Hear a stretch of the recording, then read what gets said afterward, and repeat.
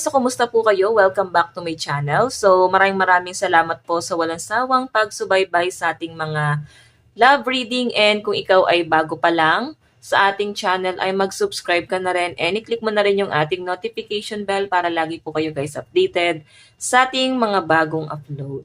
Okay, so tignan natin guys kung kanino po ba itong love reading. Yan, kanino ba itong love situation? Meron tayong dalawang card dito. Ito yung sa person mo, ito yung sa'yo. Okay, so bago tayo mag-start, sa mga gusto po palang magpa-private reading ay iwan ko na lang po yung link sa atin pong description box. So, tignan natin, energy ng person mo, ano bang nararamdaman sa'yo?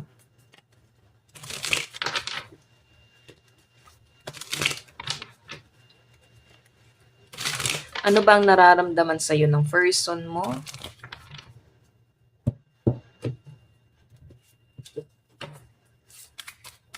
Nararamdaman sa'yo ng person mo? Okay. Ayan. Ito naman, yung nararamdaman at tingin mo sa person mo. Nararamdaman mo sa person mo. Oops.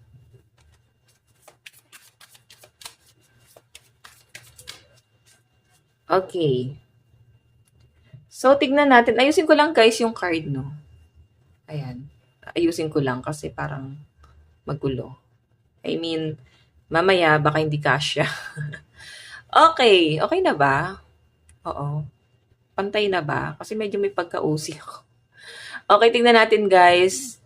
Ano bang nararamdaman sa'yo ngayon ng person mo?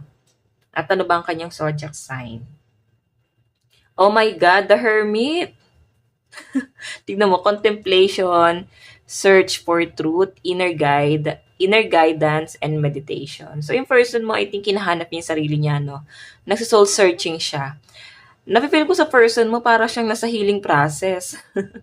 So, meron siyang mga dala-dala na mabigat. Nararamdaman sa'yo ng person mo ngayon, nasasaktan siya, parang broken-hearted tong person mo. I think nagkakaroon siya ngayon ng regret, ngayon niya nare-realize yung mga bagay na hindi niya pala kayang mawala sa feeling mo, no? I think mahal na mahal ka ng person mo kasi the Hermit, down na down to guys eh. Ito yung nararamdaman sa'yo ng person mo. So, maaaring nada-down ngayon yung person mo. Tignan natin guys, ano naman ang tingin sa'yo ng person mo, no? Oh, Knight of Cups. Tingin niya sa'yo is someone na mahal mo daw siya. And, ayun na, romantic proposal, follow your heart and sensitive. So, ang tingin sa'yo ng person mo, sinusunod mo yung mga bagay na gusto mo, and medyo may pagka-sensitive ka. Tingin niya rin sa'yo, someone na maraming kayang i-sacrifice pagdating sa connection yung dalawa, and I think ganun din yung person mo. Parang madilim yung mundo niya pag nawala ka. Oo, parang hindi niya kaya. Pero mukhang nag-ano siya guys, nag-soul searching tong person mo. So possible na water sign itong person na kadil mo. Cancer, Pisces, and Scorpio. Okay? So tignan natin guys, ano naman po yung kanyang action.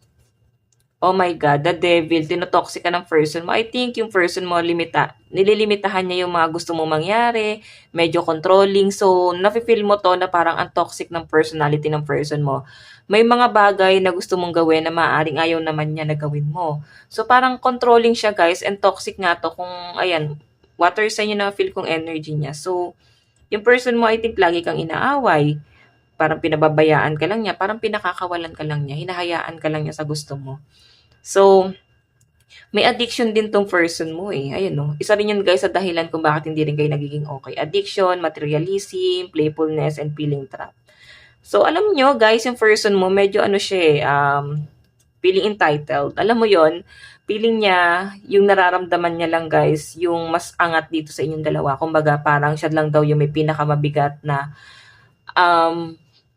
siya lang yung may pinakamabigat na problema sa mundo at parang hindi niya guys masyadong gina-justify yung nararamdaman mo. So, medyo selfish yung nararamdaman ng person mo, no? I think, mararamdaman mo na toxic siya eh. Ikaw mismo susuko rito, guys. Okay? So, may pagka-addiction din siya, guys. May pagka-ano din siya, no? Siguro may libangan siya na hindi nakakabuti sa inyong dalawa. Like, siguro na addict sa sugal, sa inom, yosi. Alam niyo yun, as in, may ano siya guys, ginagawa na toxic and ayan, siguro. So, tignan pa natin guys. Saan ba yung card? Ano naman yung overall energy niya?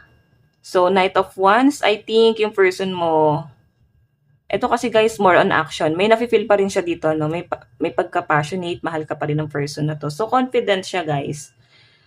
Confident, no? Malakas ang loob niya rito guys, na nafe-feel niya na parang mahal mo pa rin siya. And anytime kaya mo siyang balikan. Or kung magkasama pa kayo, hindi mo siya kayang iwan. Okay, so fire sign, Aries, Leo, and Sagittarius. So, yan guys, yung mga possible na energy ng person mo. So, tignan naman natin sa side mo. Medyo, ano guys yung na-feel ko sa person mo, medyo makapal yung mukha guys. Okay, sa side mo naman, tignan natin. Ano naman ang nararamdaman mo? So, Page of Cups. Nalulunod ka na sa kanya. I think wala ka na sisimulan dito sa person mo. Kasi page pa lang siya. Punong-puno ng emosyon. Para bang, yes, nag-offer ka ng love. Pero I think yung iba sa inyo, parang nandun ka sa point na, alam mo, napifeel mo na parang hindi pang matagalan. Or hindi ka magtatagal dito sa connection na to. So, Page of Cups, water sign ang energy mo. So, Cancer, Pisces, and Scorpio. Para nagsisimula pa lang kayo guys. Or maaring mafe-feel mo na para bang wala pa rin plano dito sa connection na to or wala siyang patutunguhan. Okay, tignan naman natin guys, ano naman po ang tingin mo sa kanya. Knight of Swords, medyo matapang, controlling, laging galit, mainitin ang ulo. Hindi mo nakukuha yung tamang sagot na gusto mong makuha dito sa person na to guys. I think, medyo ano tong person na to guys may hirapan kang makipag-communicate dito. May hirapan kang makipagtalo dito kasi parang tingin niya sarili niya mataas. Okay, matalino, hindi ka pwedeng, sabi ko sa inyo guys, hindi niya masyadong binibigyan ng pabor yung mga komento mo about sa connection yung dalawa. Kasi siya lang guys yung tama rito. So, tingnan naman natin guys, ano naman yung outcome, action mo. Action, hermit, naku, nag-iisip-isip ka pa dito. Actually, yung iba sa inyo, nafe-feel ko na hindi ka desidido dito sa connection yung dalawa. No? Kasi nag-iisip ka rito Pinag-aaralan mo, inaalam mo. Pero parang galit ka kasi sa kanya. Iba yung hermit dito sa kalmado, walang emosyon, parang dull. Okay? So, ikaw dito parang mainit ang ulo mo sa kanya. Para bang nararamdaman mo na masisira yung buhay mo sa kanya. Okay? Walang direksyon. So, tingnan naman natin guys sa side mo. But I mean, sa side mo pa rin naman to. Ano naman yung outcome? 9 of Wands, nako. Alam mo kung pag nagtiis ka pa sa person mo, talagang walang mangyayari sa'yo. Ganun yung nakakita kong energy. Kahit na mahal ka pa ng person, parang nakakasakal, nakakalunod guys yung energy. No? Tingnan natin yung overall energy. So, tingnan mo naman, wala ka nang gustong tanggapin. Nararamdaman din ng person mo na, lagi lang siya guys kampante, no? Lagi niya lang dinadaan sa biro. Yung galit mo parang, alam mo yon parang hindi niya masyadong hinahayaan ka lang niyang magalit. Basta masaya lang siya. Alam niya naman daw kasi na matampuhin ka lang, then pag nag-offer siya sa'yo ng cup of love, parang mabilis mawala sa'yo. But I mean, mabilis mawala yung galit mo sa kanya. So, tignan natin guys sa'yo. Ayan. 10 of Swords ka naman, bigat ka na lang and parang natatawa ka na lang sa nangyayari. Bakit mo pinagdaanan yung ganitong klase ng connection dito sa person na to, no? So, nakikita ko sa inyo guys, parang siya, yung energy niyong dalawa, ito yung yung energy mo to Galit ka sa kanya pero meron kang dinedemand din sa person mo na maaaring inaantay mo pa rin kung kaya niyang ibigay. Okay? Wala siyang kayang panindigan. Pero ito yung energy niya. Tingnan mo, sinasaksak ng 10 swords. Actually, yung person mo parang insensitive guys Mahina siya sa pakiramdaman.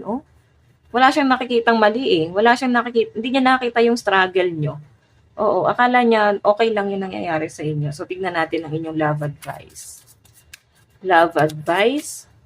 Meron tayong spiritual. Your spiritual journey is beginning. So, may new beginning na mangyayari sa inyong dalawa. I think, yung person mo kasi parang ma-joke lang siya Matatawa ka na. So, tingnan natin guys. Connection. So, itutuloy pa rin guys itong relationship na to. Kailangan lang talagang pag-usapan. Okay? Kasi I think soulmate mo siya kasi ito na spirit mo lumabas dito. May pagka-ano kayo guys. Soulmate kayo kung bakit merong mga struggle na nangyayari sa inyo guys. Meron kayong unfinished business itong person na to. Okay? So, ayan guys. Ito lang naman po ang inyong love reading. Hanggang sa muli. God bless and love you all. Thank you! Nakalimutan ko pala sabihin sa side mo. Sa side mo guys, ang malakas ang energy ng mga air sign, Aquarius, Gemini, and Libra, Fire sign, Aries, Leo, and Sagittarius, Cancer, Pisces, and Scorpio. So, ayan guys. Maraming salamat po. Bye-bye!